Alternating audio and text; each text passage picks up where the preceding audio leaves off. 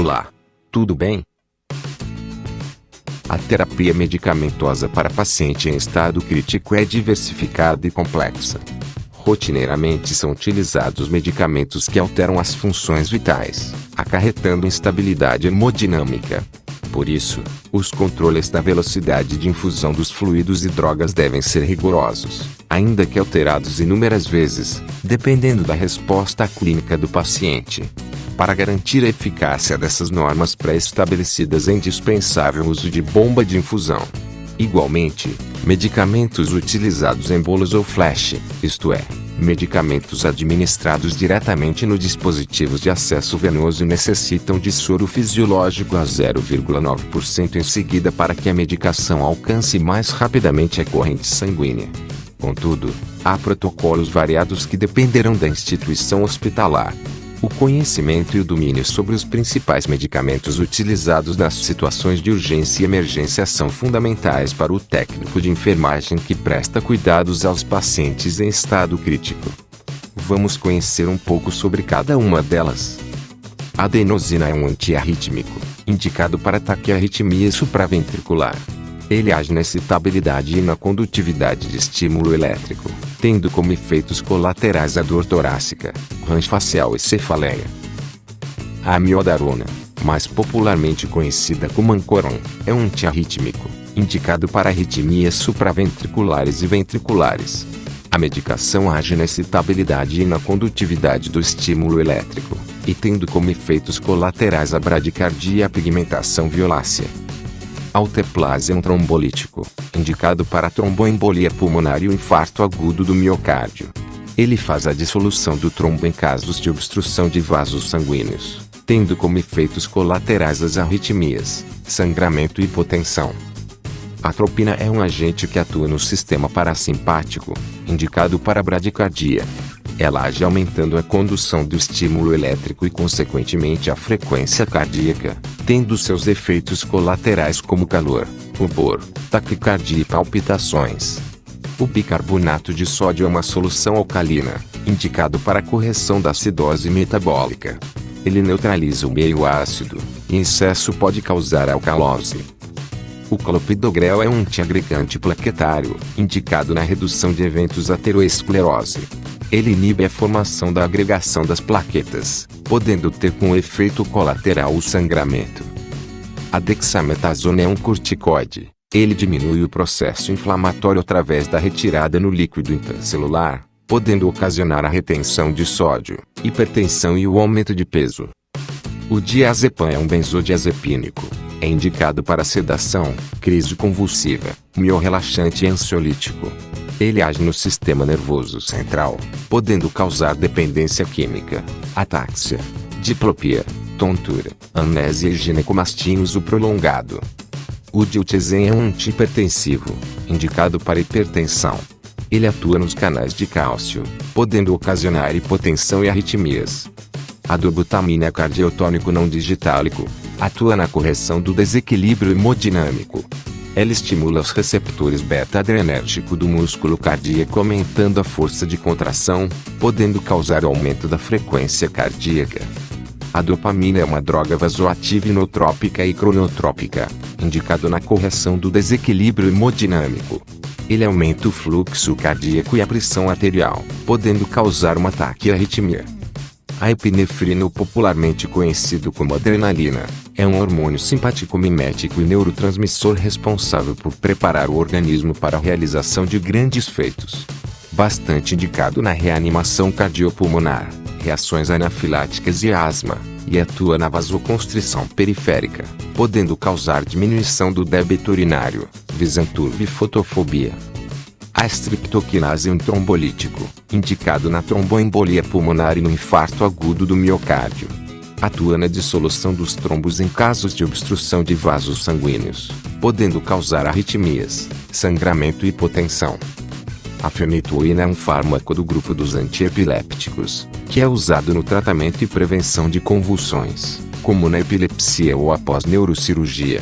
Ele age no córtex motor inibindo a propagação da crise, podendo ocasionar atáxia, nistagmo, diplopia e depressão de ácido fólico. A lidocaína é um anestésico local e um antiarrítmicos da classe 1 usado no tratamento da arritmia cardíaca e da dor local. Suas principais indicações são para as arritmias cardíacas e alívio de dor. Ela age no sistema de condução elétrica do coração, e seu mecanismo de ação como anestésico local consiste no bloqueio tanto da iniciação como da condução dos impulsos nervosos, mediante a diminuição da permeabilidade da membrana neuronal aos íons de sódio, estabilizando-a de forma reversível. Pode causar confusão mental e alteração de comportamento. O manitol é um diurético utilizado para aumentar a quantidade de urina, podendo ser utilizado para evitar a falência renal em caso de cirurgias ou para reduzir a pressão intracraniana. É indicado para aumentar a quantidade de urina, prevenir o surgimento de falência dos rins durante cirurgias vasculares ou após trauma, reduzir a pressão intracraniana, tratar o inchaço do cérebro, reduzir a pressão intraocular, tratar ataque de glaucoma, eliminar substâncias tóxicas pela urina ou aliviar qualquer inchaço provocado por problemas no coração ou rins. Age como diurético elevando a osmolaridade do filtrado glomerular, impedindo a reabsorção de água, aumenta a excreção de sódio e cloreto. Seus efeitos colaterais são a desidratação, cefaleia, náuseas e vômitos. O midazolam, também conhecido como Durmonide, é um benzodiazepínico, indicado para sedação, crise convulsiva, miorrelaxante e ansiolítico. Agindo no sistema nervoso central, pode causar dependência química, atáxia, diplopia, tontura e anésia. Os nitratos e nitroglicerina são vasodilatadores coronarianos, indicado para angina instável e estável. Atuam como vasodilatador arterial diminuindo o consumo de oxigênio. Causam hipotensão e síncope. O nitroprussiato de sódio é um vasodilatador arterial e venoso, muito indicado em emergências hipertensivas, e pode causar hipotensão. A noradrenalina, também chamada de norepinefrina, é uma substância principalmente utilizada no sistema nervoso simpático. Ela faz parte do grupo de neuromediadores e seu papel é transmitir mensagens pelos nervos aos diferentes componentes do organismo através de diversos processos fisiológicos. Ela é similar à adrenalina, outro mediador do sistema nervoso simpático. Entre outras funções, a noradrenalina facilita a redução do diâmetro de alguns vasos sanguíneos, o aumento da frequência dos batimentos cardíacos e permite, também, aumentar a pressão arterial quando for necessário. Ela também permite a contração de alguns órgãos e a tendência a desacelerar o trânsito intestinal.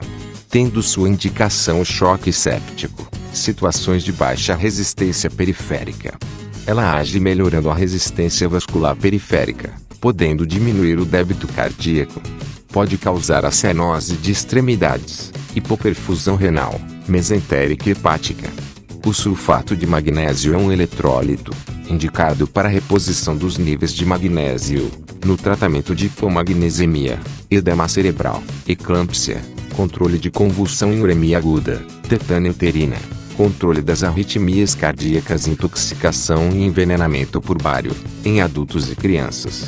É um composto extremamente importante para o organismo, sendo essencial em diversos processos bioquímicos e fisiológicos, ativando diversos sistemas enzimáticos. Desempenha um papel importante na transmissão neuroquímica e na excitabilidade muscular, previne e controla convulsões, tem um efeito depressor no sistema nervoso central e atua perifericamente produzindo e ajudando na vasodilatação. Alguns dos efeitos colaterais de sulfato de magnésio incluem vermelhidão, sede, baixamento da pressão arterial, baixo tônus muscular, diminuição da temperatura corporal, bloqueio da transmissão neuromuscular com depressão dos reflexos, redução da frequência respiratória e cardíaca ou colapso circulatório. O tramadol é um opiáceo, que é usado principalmente como analgésico de ação central, que é aliviador atuando sobre células nervosas específicas da medula espinhal e do cérebro. Está indicado para o tratamento da dor moderada a grave, de caráter agudo, subagudo e crônico. O mecanismo de ação do fármaco ainda não é muito conhecido. O que se sabe é que a substância tramadol pode ligar-se ao receptor opioide mu, agindo como um agonista desse receptor. Parece inibir, também, a recaptação neuronal de noradrenalina e serotonina. Esses dois mecanismos de ação seriam, então, responsáveis por promover o efeito de analgesia. Os principais efeitos colaterais do tramadol incluem dor de cabeça, tonturas, sonolência, palpitações, aumento dos batimentos cardíacos, náuseas, vômitos, prisão de ventre, boca seca, transpiração e cansaço excessivo. Quais são os principais cuidados para a administração das drogas? Estabelecer critérios para a diluição das drogas através de protocolos institucionais. Observar o aspecto da solução antes e durante a administração. Conhecer a ação, estabilidade e a interação medicamentosa das drogas. Administrar as drogas em bombas de infusão. Observar incompatibilidade medicamentosa. Realizar preparo prévio da droga antes do término da infusão da droga atual. Calcular a dosagem das drogas em microgramas e quilogramas por minuto. Controlar rigorosamente a velocidade de infusão das drogas. Conhecer quais drogas são fotossensíveis. Conhecer quais drogas aderem ou são absorvidas pelo plástico. Neste caso, utilizar frascos de vidro ou polietileno e equipo de polietileno. Ter o peso do paciente atualizado. Observar sinais de desidratação antes de iniciar a infusão da droga. Quanto aos sinais vitais, observar e comunicar sobre variações dos sinais vitais do paciente por meio de aferição e monitorização contínua. Observar e comunicar alterações do traçado eletrocardiográfico. Realizar leitura de PVC a cada hora ou conforme a prescrição de enfermagem.